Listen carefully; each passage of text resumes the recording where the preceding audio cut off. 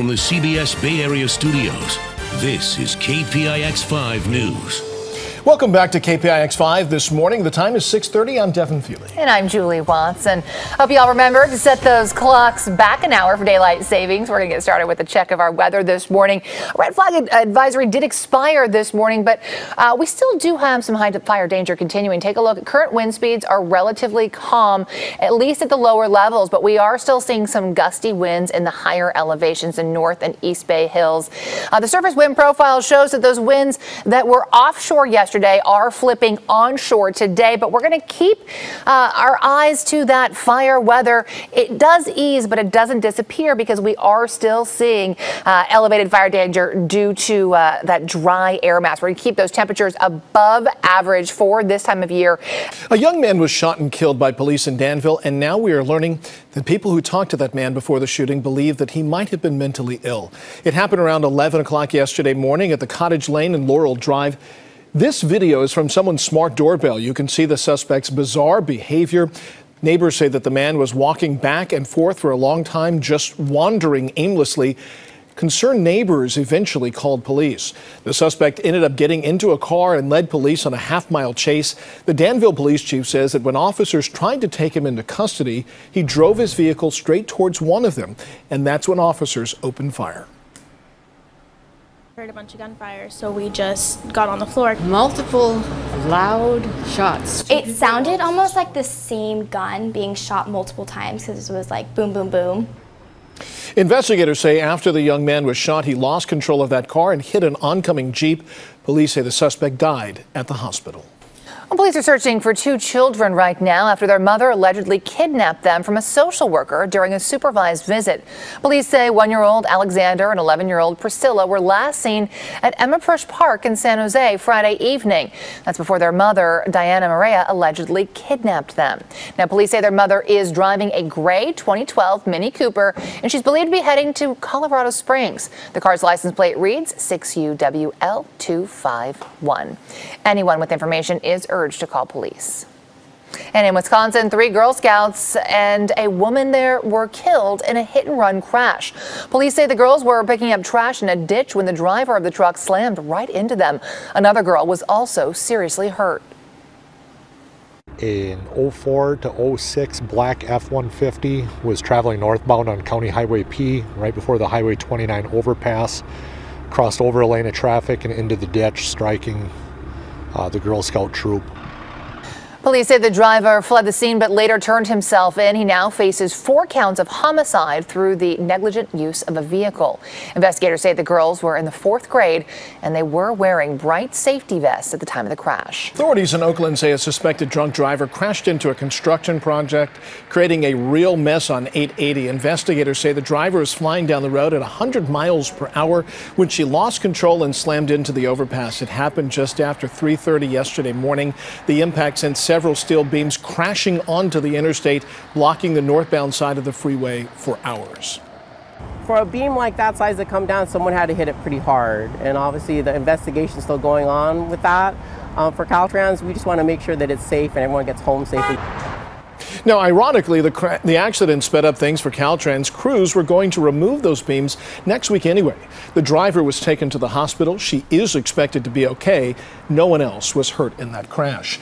It was an unexpectedly wild evening for a group of bus passengers planning to visit the Queen Mary in Southern California. Yeah, the retired ocean liner is in Long Beach, but the bus ended up in the city of Carson Thursday, and some passengers thought the bus driver was trying to kidnap them. Some on board began jumping out of the windows, and some called 911 saying the driver refused to let them get off the bus. We're going to outer space. It's like somebody hits a ball to left field. They're heading to the subway across the street to get a sandwich, for Christ's sake. Long Beach police and Los Angeles County Sheriff's deputies arrived a short time later. The bus driver said he simply got lost, but he was later arrested after getting into a fist fight with one of the passengers. Queen Mary operators say they are also investigating. More than 40,000 people packed into AT&T Park in San Francisco this weekend, but baseball wasn't the big draw. It was science. This year's week-long Bay Area Science Festival wrapped up at the ballpark yesterday. KPIX 5's meteorologist Paul Diano emceed the free event, organized by the UC San Francisco Science and Health Education Partnership. It included hundreds of hands-on activities and demonstrations geared to engage young minds. Give it a chance because it's a lot of fun. It's just not numbers and formulas. There's a lot of stuff you can apply here with actual physical models, and it can be really fun if you take the time to learn it and enjoy it. The festival also highlighted some cutting-edge science such as 3D printing and virtual reality. Well, a teacher in Los Angeles County is free on bail after he was arrested, accused of getting into a fist fight with a student. Other students in the class shot video of Friday's incident in the small city of Maywood. Witnesses say it began when the music teacher told the 14-year-old student he was violating the school's dress code. They say the student then went on a racist tirade. To make racial slurs at your own teacher, that's wrong. And that isn't something that should be taught in school. That should be taught at home. A fundraising effort is underway to raise money for the teacher's legal fees. The Los Angeles Unified School District says it is cooperating with law enforcement. Cell phone video has now surfaced, however, that shows this teacher getting into a previous altercation with a different student. At least 14 people are dead and another 27 injured after a major highway pileup in northwest China. Authorities say that last night's accident happened after a heavy truck lost control and crashed into a line of vehicles waiting at a toll station in the province of Gansu. More than 30 vehicles were involved. The truck driver is under investigation. A Good Samaritan says when he saw a car burst into flames, he ignored his instincts and he ran towards the danger. Sebastian Picardi rescued a woman from this burning car last week, and yesterday he was honored by his local sheriff's station in Los Angeles County for his heroic action. As I was coming up on it, that's when the flames started coming out the hood of the car. The flames got bigger and they started coming in the car through the dash. I just grabbed her and pulled her out. Now, sheriff's deputy arrived moments later and captured the flames on his body camera. The rescued woman wasn't ready to go on camera, but she said she was thankful for the man who saved her. New video out of Sicily, Italy, of the deadly floods wreaking havoc in that region. The death toll in Italy has risen to 17 after a week of severe weather and flooding across the country. Now, back here in the Bay Area, plenty of sunshine this weekend. San Francisco saw temperatures in the 70s yesterday.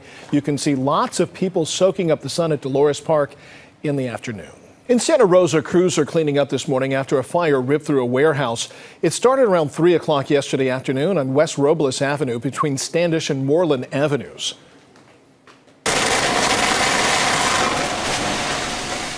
Flames and a thick column of smoke could be seen pouring out of the building. The Press Democrat reports that the fire destroyed at least 2 businesses.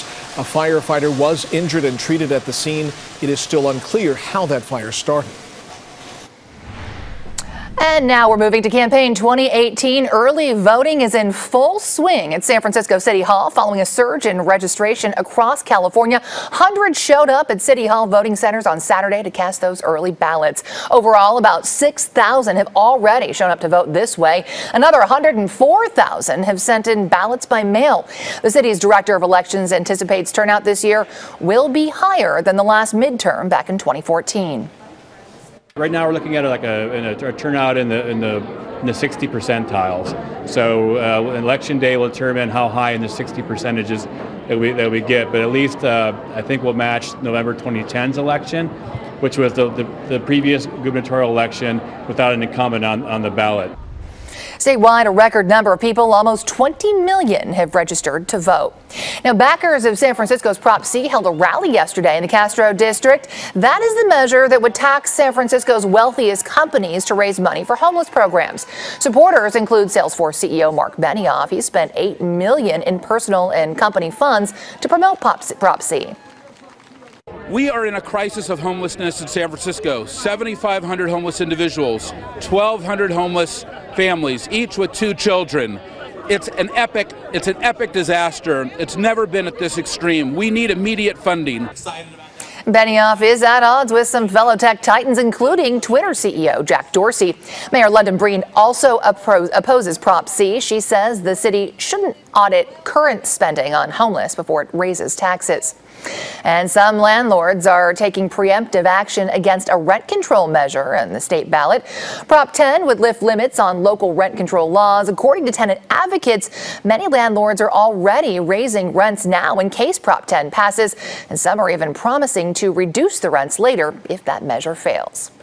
And South Lake Tahoe is weighing a proposal to limit short-term rentals there. Measure T would ban rentals for 30 days or less, except in a tourist core area. Now, opponents warn the city will lose millions in revenue, but supporters see a boost for hotels and stronger community with more full-time residents. Of course, you can stay up to date on all the local and state races right here. Go to kpix.com/election.